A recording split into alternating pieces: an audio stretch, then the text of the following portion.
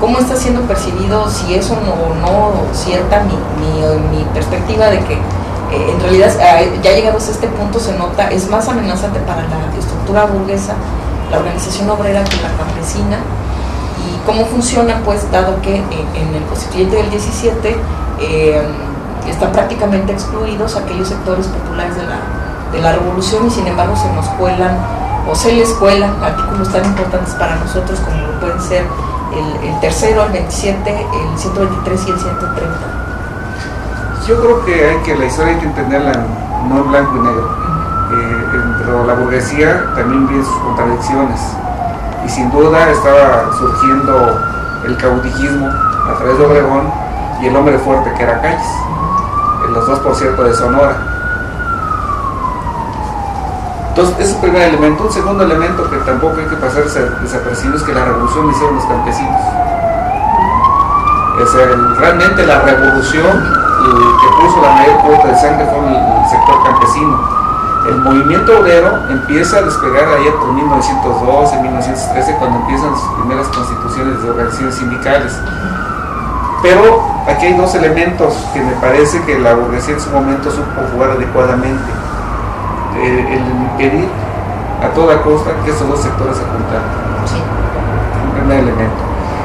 Y un segundo elemento que, dado las contradicciones así como se dieron en la caída de Porfirio Díaz, la caída de Porfirio Díaz no solamente obedece al programa del Partido Liberal, al incipiente y cada vez más motivador de rebeliones, recordemos la Vaca, las Viescas, varias que se dieron por parte de los agonistas, sino también las contradicciones que se dieron entre Limantur y Porfirio Díaz. Limantur quería poder y Porfirio Díaz también. Entonces, esas contradicciones, algunos teóricos más modernos señalan que para que una revolución sea triunfante tiene que haber crisis no solamente económica, sino también política. Y la crisis política se expresa cuando las que conforman la esfera del poder están en contradicción fuerte, quizás como lo estamos viendo ahorita, nada más que nuestra clase política de actual ya es más azorrillada, porque rápidamente, cuando sienten que van perdiendo, son capaces de olvidar cualquier tipo de diferenciación, y lo vemos en las votaciones en la Cámara de Diputados, que es la que representa la clase política, ¿no?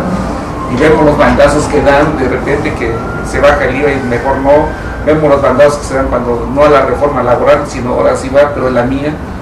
Ese tipo de cosas no es nuevo, pues se vivió en esa época. Pero los elementos que usted preguntaba eran importantes. Sin duda, toda esta secuela de lucha que se viene generando desde el siglo XIX, dejó un antecedente que fue muy motivador. Ciertos personajes quedaron como representantes, fueron elegidos como representantes, como diputados, y muchos iban de movimientos sociales muy importantes, y fueron los principales impulsadores los que impidieron que se dieran salvazos. No había chuchos, afortunadamente, en ese momento. No había chuchos en ese momento, afortunadamente. Lo que hizo posible, porque si usted ve el proyecto de Carranza, y está a la vista, es muy interesante ver el proyecto de Carranza con el proyecto que finalmente quedó de la Constitución, es diametralmente opuesto. En muchos de los conceptos, Carranza no quería el artículo 123.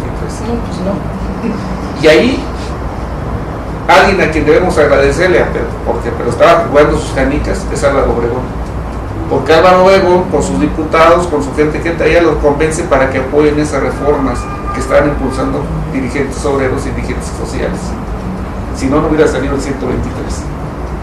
Y es donde se establece el 123, la jornada de 8 horas, el salario remunerador, la estabilidad en el empleo, que era lo más importante y lo sigue siendo lo más importante en cualquier movimiento social, la estabilidad en el empleo, cosa que estamos perdiendo desafortunadamente ahora los trabajadores. Ya no hay estabilidad en el empleo. Pero con esos tres elementos, el reconocimiento a las organizaciones sindicales y el derecho a huelga. Esos eran los 5 puntos principales del 123. Pero esto no iba a ir solo, no estaba solo, estaba acompañado de otros elementos que los mismos diputados pusieron. ¿Cuál? La educación. La educación tenía que ser laica y gratuita. ¿Por qué razón? No olvidemos todos nuestros siglos pasados, el 19, el 18, donde la iglesia era la que predominaba en la educación, y que de hecho la importancia de la reforma de Benito Juárez es lo que se viene pues dando el impulso de que la educación, mientras la educación no se dé alejada de cualquier dogma religioso, no puede haber una verdadera educación. Una educación científica que permita al hombre mismo descubrirse o redescubrirse en sí mismo como parte dentro de la naturaleza y como parte dentro de una sociedad. Que llegado su momento, pues ya es lo que el tiro que se avienta a calles, ¿no? Efectivamente, porque no olvidemos que después viene la época de la guerra cristiana, etcétera, etcétera. Tenemos entonces porque Calles era un gran educador. Sí, era profesor. Tenemos entonces a un Carranza, digamos, con una gran animadversión, o al menos a las conquistas laborales del sector obrero. Persiguió al ESME, veíamos incluso en la escuela de cuadros como este mono es casi como una especie de Lozano parte 1, ¿no?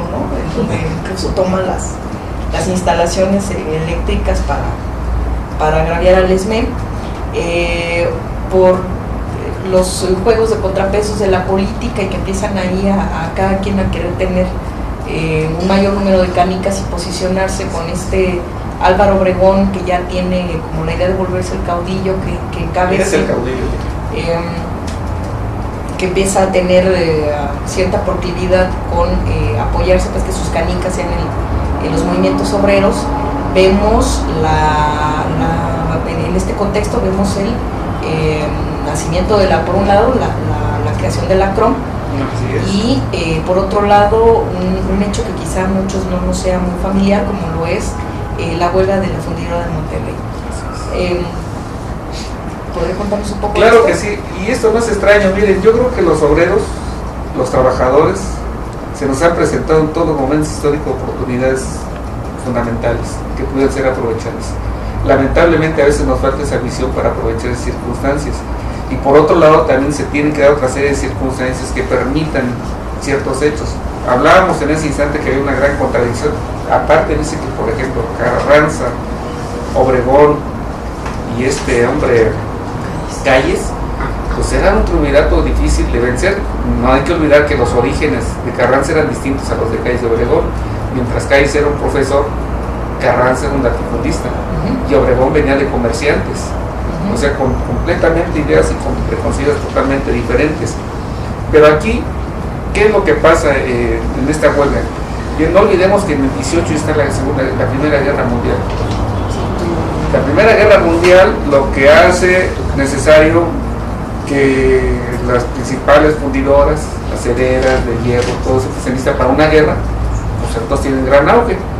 Y lo que detonó esta huelga, en este grupo, eran cerca de 3.000 trabajadores en ese tiempo, de esa fundidora. 3.000 trabajadores.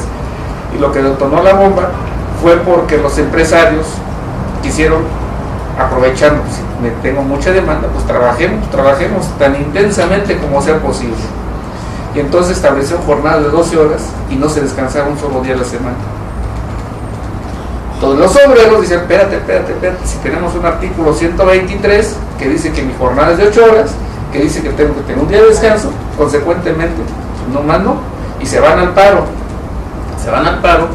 y un paro que tiene éxito, porque la Junta de Conciliación en ese momento declara a su favor, declara legalmente existente la huelga, o sea, motivada y fundada, y entonces los patrones reculan y dicen, órale, pues jornada de 8 horas, un día de descanso, pero la condición es la siguiente, te rebajo tu salario. Y entonces otra vez se da otra huelga, o sea, dentro de la huelga levantan y vuelven a irse. La huelga es una huelga que duró 2 meses, y son de las huelgas de veras que vale la pena recordar, porque el argumento de los patrones en ese momento es que decían el artículo 123 no está reglamentado, consecuentemente al no estar reglamentado yo no tengo la obligación de cumplirlo, y los trabajadores hacen que se cumpla esa ley. ¿Cuál es el momento que aprovechan los trabajadores? El auge de la gran demanda. ¿Cuál fue la debilidad de los patrones en ese momento? Su ambición de ganar y no tener para ese precio. Ahora, si nos fijamos, ya utilizan foros más sutiles.